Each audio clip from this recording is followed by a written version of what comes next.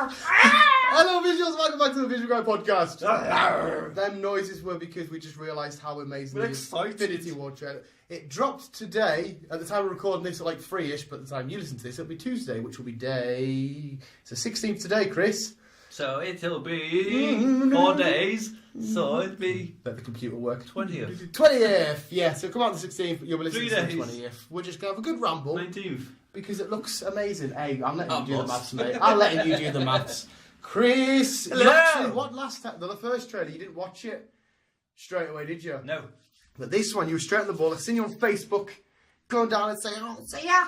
It's ya!" What did you make of the trailer? What was your key favourite part from that trailer? Dude, all of it, man. Oh, all of it was amazing. It was just fucking. It's about time we got an official release date, even though it's 27th. So yeah. Yeah, well, my favourite key part, the most beautiful moment in that whole fucking thing, was Captain America holding his own against Thanos. Thanos is there. You can see he's got two gyms. He's got holding his own. He's holding him back. And of course the I think that's the moment where he might die. Yeah. Yeah. Hey, the scene. It looked like Iron Man was getting. It looked like Thanos was doing like a Superman punch. And it's like, I can't remember what the word is that he says now. But the other favourite part was Peter Parker saying to Doctor Strange, "Oh, yeah, we're using our fake names." Yeah. And Doctor Strange is like, right. And it has a nice little swinging bitty moment. I've watched it about 6 times now. There's that moment you see, I thought it was Gamora holding Thanos' hand. Yeah, it looked like it was. But when you watch it back carefully again, it looks like a little girl. So I'm assuming that's either like a flashback sequence. It must be a flashback. Or it's somebody else because it genuinely looks like a little girl. It must be a flashback of Gamora. Yeah, it doesn't look like it because that's quite cool. When she's like, he can destroy half a thingy, and it goes silent for a sec, and then Tony Stark says, "What was his name again?"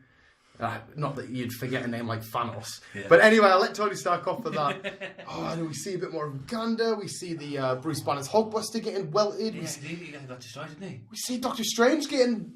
Whatever was happening to him. Yeah, it's like icicle things. I assume it's some kind of spell or thingy. What the fuck is going on there? I don't know. It's fucking nuts. Not even fucking... Got scouts now. Even Star-Lord fucking... He's like, I should come up with a plan because it might be a good plan. Yours okay, but basically shit. I could do him. Drax has just sort of stood there looking. Hey, he's Batista. He's going to be hilarious in this. Yeah. Drax is always fun. And it's good to see that how serious of a film it is. There's going to be the comedic moments. Yeah, you've got to in these things, man. You've got with characters like Tony Stark and Peter Quill clashing, you have to have comedic moments. Yeah. It just needs to be. Hey, no Hawkeye though. Hawkeye is still not visible. And the scene where there's a little bit where Thanos has the Tesseract in his hand, it looks like he crushes it. I don't know if that's at all related to Loki because we see in the first trailer Loki like holding it, looking at it. So is that him passing Thanos the Tesseract, or are they not related? Or it looks like they are. It looks like the same sort of room. It's gonna be good. Oh, it's gonna be fucking amazing. This is in 2 parts, isn't it? Well, they originally said 2 parts, but then I heard nay. Why nay? I just heard nay. Because if it's going to be a nay, it's going to be a long film. It needs to be 2 parts. Yeah. Yeah, it definitely needs to be 2. I think it should anyway. But Avengers. Be a long but the film. only thing is, like I said, with the 2-parters, we need to work out because straight after this, you've got Ant-Man and the Wasp, which I heard it's going to be hugely related. But at the same time, how could you go from that serious carnage to quite a fun-looking, just a regular film, back to the carnage? Yeah, unless they're releasing them out both similar times before the Wasp, but just keeping it all in the lowdown. Well, yeah, the only other way I could think of, which I can't see them doing because it's not progressing anything, is the events of Ant-Man and the Wasp happen before Infinity War, even though it gets released after Infinity War, which I can't see them doing because there's no progression. It's not them. So I can only imagine that Infinity War is only a part 1. That's what DC would do. DC must be looking and thinking, fuck's sake, man. Yeah, we've cocked up here. We have the characters, but yet we don't have the fucking the shit going on. What is it with DC? They got Batman, fuck's sake. But actually, to be fair, the Batman stuff isn't shit. The programs are brilliant, but the films are shit. Yeah, I just did on Superhero Wednesday, my 5 favourite superhero shows of, hey, yeah, Infinity War looks amazing, looks brilliant. It does. Have you been caught up with Gotham?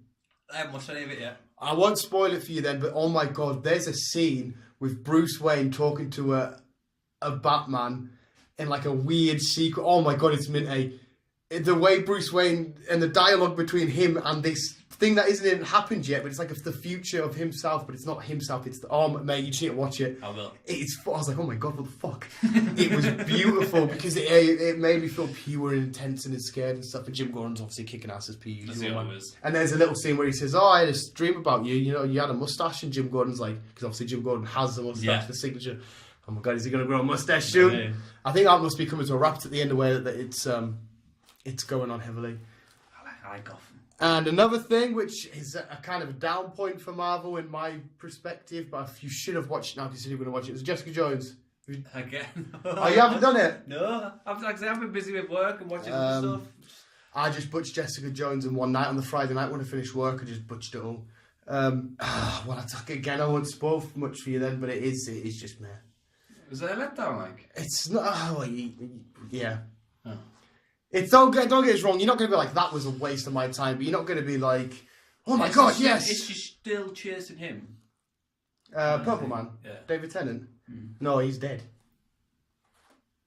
He died at the end of season 1. He does come back though, but in like a he's I'm in there, Jessica. I'm in your mind. Yeah. It's quite good crack. But that's. Okay. I'm just waiting for Luke Cage season 2. He was in. I know you started watching Comic Book Man, haven't you? Yes. He was. I don't think you've caught up to where I am, but he was in the newest episode of Comic Book Man, and he went into the stash and he bought the very first issue of Power Man and Iron Fist. Yeah. I was like, that's quite cool. I enjoy that shit. It was mint as fuck.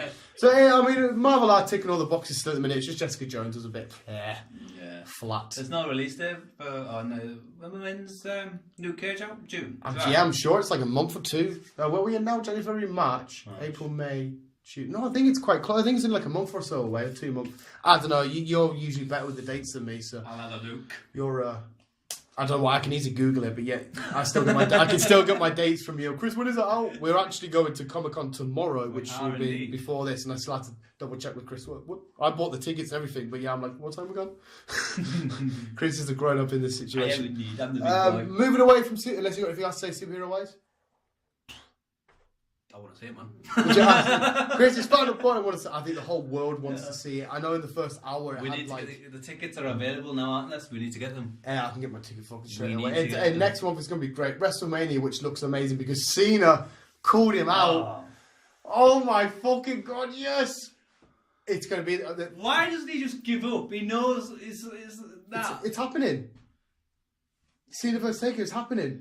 Taker's last ever match against Cena in a match where the outcome doesn't matter because you know there's going to be AAs and tombstones chucked out. There's going to be kickouts. Oh my fucking god! The tap on his face. Hey, I loved how brutal he got. I love the fact that he just basically says, while you post some workout videos on your wife's Instagram if you're not ready to come back. He's just, he's so good on the mic. He's such a pappy ass though. Who? John Cena. Why? Because he can't get his own way, he goes to SmackDown. He loses there. What the fuck? He's not in a pap though. No, he's not because he's got what he wanted. No, but he never wants in a pap. He says, hey, I failed there. I'll just try again. I failed there. I'll just try again. Then he says, right, I should have done something I should have done a long time ago. Challenge Undertaker. It's beautiful storytelling, what I personally think, and the way he's done it because of how good his mic skills are. It's beautiful, and I hope the Undertaker doesn't show up until Mania. You know, Cena's giving, look, yeah, he won't face me because he knows I'm going to whip his ass, but the dong. Oh, the pub will go sick. Looking at the WrestleMania list, looks like it's going to be a good show. Oh, it should be. Braun Strowman just won the tag tournament where he beat all the tag teams, but yeah, it's just him. So at the minute, he's looking to face the bar against just himself. He's fucking up his head. I love Braun Strowman. Roman Reigns has been suspended. Has he been suspended there? Well, on storyline wise, he has. What's that going to do for WrestleMania? I have absolutely. Well, it's just storyline wise. Brock Lesnar's coming down next week.